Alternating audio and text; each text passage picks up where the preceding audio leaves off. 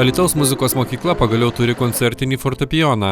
Garsaus prekinio ženklo Šimel koncertinio fortepijono vertė 75 000 eurų. Tokia suma pernelyg didelė investicija būtų savivaldybei, todėl Rotary, Zonta ir Lions klubai labdaros vakaro metu dalį pinigų surinko. O pasaulio operos scenas užkariaujančios alytiškės Justinos Gringytės fondas pasirūpino, kad pardavėjas padarytų 35 000 eurų nuolaidą, tačiau vis dar trūko per 20 000 eurų. Ar skirti trūkstamus pinigus ketvirtadienį turėjo spręsti taryba. Tam, kad būtų galima nupirkti fortepijoną, Alytaus miesto taryba turėjo netgi perskirstyti biudžeto lėšas.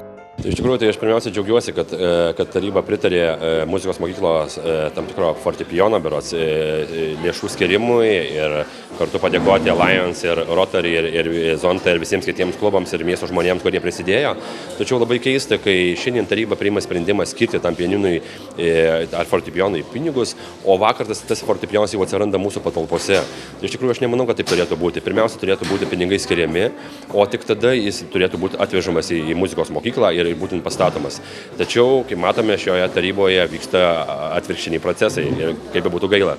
Na, jeigu būtų nepritarta būtent fortepijono pirkimui. Komitetuose jau buvo nuspręsta, frakcijų atstovų pasitarimuose buvo nuspręsta, kad vis dėlto tam pianinui skirti pinigus.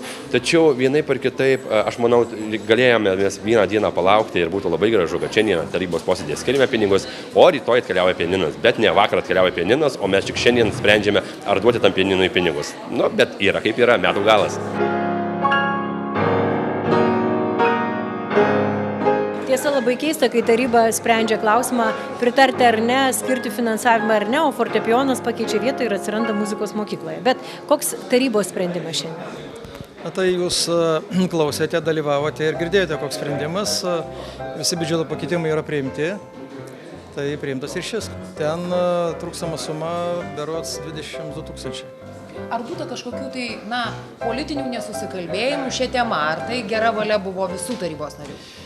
Meras komitetų posėdžiuose nedalyvauja, bet kaip mane informavo, diskusijų buvo, nuomonių buvo įvairovė tam tikra, bet sprendimas, kaip matote, priimtas. Fortepijono įkelimo operacija užtruko apie valandą, teko išimti dalį lango ir instrumentas įvažiavo tiesiai į salę. Tikimasi, jog už gerų žmonių ir miesto lėšomis nupirktas fortepijonas netaps muziejiniu eksponatu ir juo galės naudotis muzikantai. Tokie koncertiniai fortepijonai tarnauja iki 100 metų.